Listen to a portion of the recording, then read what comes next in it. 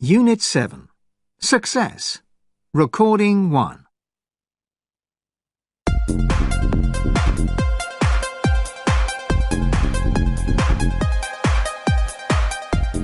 Hello and welcome back to the Focus podcast. I'm Jenny Osman, the editor of Focus, the monthly science and technology magazine from the BBC.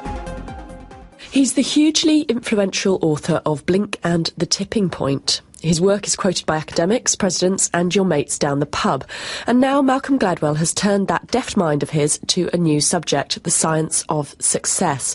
In his new book, Outliers, Gladwell argues that if we want to be successful, we should think less about what successful people are like and more about where they have come from and the opportunities they have had along the way. Now, Ian's read the book and he joins me now.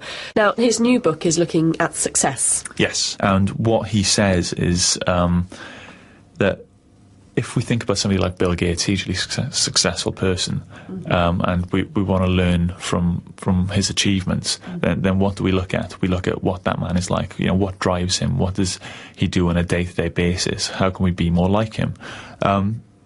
But what Gladwell argues in the new book is that we should pay less attention to that side of stuff and look at where Bill Gates came from. So how did he history. get to where he got to, the opportunities he had along the way. And what he says is that Bill Gates has one thing in common with another very, very successful group of people, the Beatles. So what's that? Well, they both practice what they do, and they practiced a lot. Right. So what does that? How much is a lot?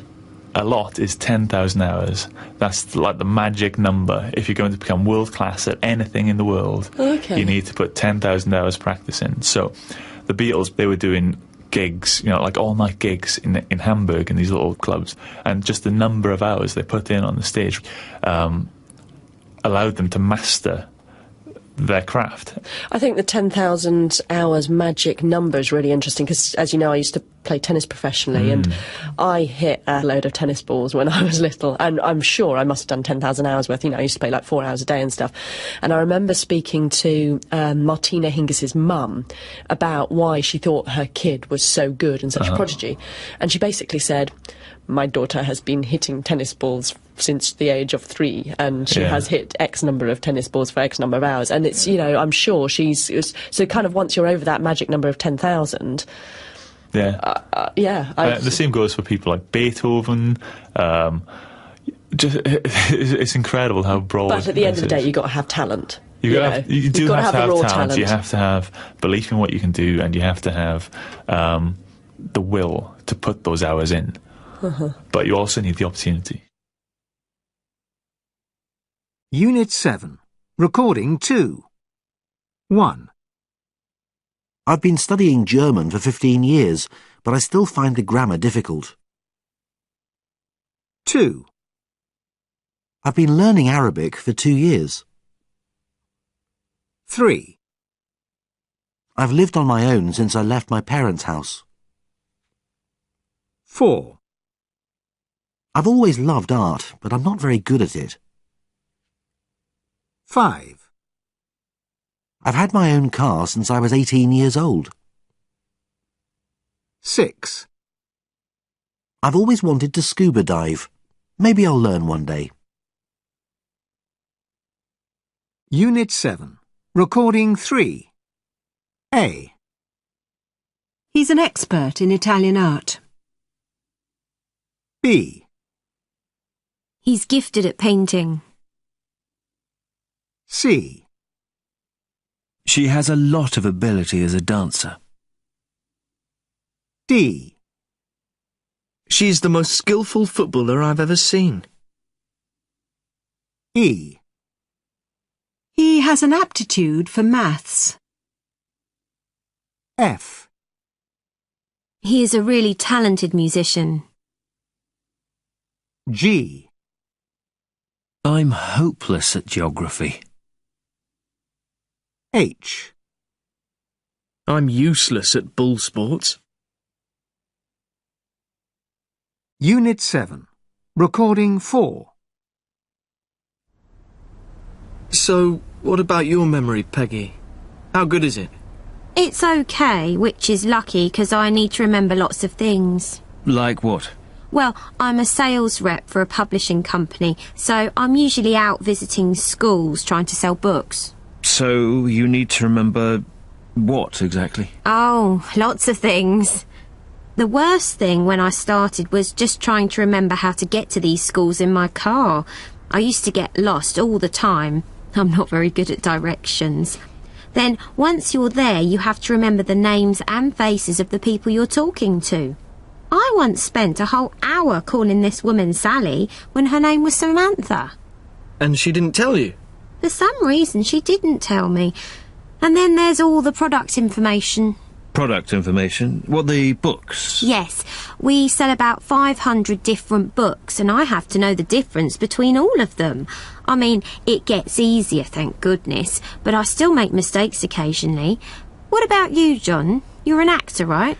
Yeah, the main thing I have to remember is my lines. Fortunately, I've got a good memory for words, and I don't find it that hard to memorise them, so... I mean, yeah. The other thing you have to remember when you're in the theatre is the blocking. What's that? Blocking? It's where you stand or move to, you know? Like when you say a words, you might have to walk quickly across the stage or move in front of someone. It's all planned, and you have to remember it. Oh, I see. But it's funny. For other things, I have a terrible memory. I'm totally useless. I always forget birthdays and dates. I'm always late for things. It's just, yeah, luckily I'm okay with my lines. What about you, Tim? I'm probably the same as all other students. At least all other history students. I have to memorise dates and also names. But it's not that difficult because you read about them so much you can't really forget them. But for other things, I have a really bad memory. I can never remember jokes or films. Sometimes I'm watching a film, and after an hour, I realise I've seen it already. I'm completely hopeless like that. Oh, me too. No, tell me about it. Unit 7. Recording 5. It's interesting. One of the most intelligent people I know is a 10-year-old boy from Egypt. He doesn't go to school, and he works in a touristy area in Cairo. And he sells things to tourists, little souvenirs. Now, the reason I say he's intelligent is that he can sell you something in about 15 languages. I once spent an afternoon watching him, and it was incredible. Most of the time he uses English, but he guesses where you're from, and then he starts speaking your language. For example, he can speak a little bit of French, Spanish, Japanese, Italian, etc. It's amazing. He knows enough in all these languages to say hello and sell you something. How did he learn the languages? I asked him that, and he said he learnt them by talking to tourists. That's amazing. Just talking to people, you can learn so much. So, like I said, he doesn't go to school, but for me, he's super intelligent. Let me give you another example. I have a friend who built his own house. He just taught himself how to do it. Bought some land, bought the materials and the equipment, and just did it. No qualifications, no certificates, no university degree. In my view, that's impressive. I couldn't do that. This is someone who left school at 15 to do an apprenticeship. Degrees and certificates aren't everything. But, you know, having said that, I do think qualifications are useful in some ways. For one thing, they show that you're able to complete a course, that you're motivated enough. Yeah, I think that's true. But I must say real-life experience, travelling and meeting people, these give you an amazing education too. Exactly, that's what I was saying. Like the boy from Egypt. Unit 7. Recording 6. 1, In my view, 2, I do think, 3, I must say, 4. for one thing, Unit 7. Recording 7. 1, in my view, that's impressive. 2, I do think qualifications are useful in some ways, 3. but I must say real-life experience, travelling and meeting people, gives you an amazing education too. 4. For one thing, they show you are able to complete a course. Unit 7. Recording 8. A couple of years ago, I learnt how to scuba dive, which was really exciting, really good experience. And when you're learning, half of the training is in a classroom and half is a practical in a swimming pool. So the classroom stuff was fine. I found it really quite easy. I was learning with my mum and she was really worried about doing the kind of more academic stuff and passing the exam, but I found that part okay. It was the practical stuff that I had trouble with, and she was really lucky. She was really good.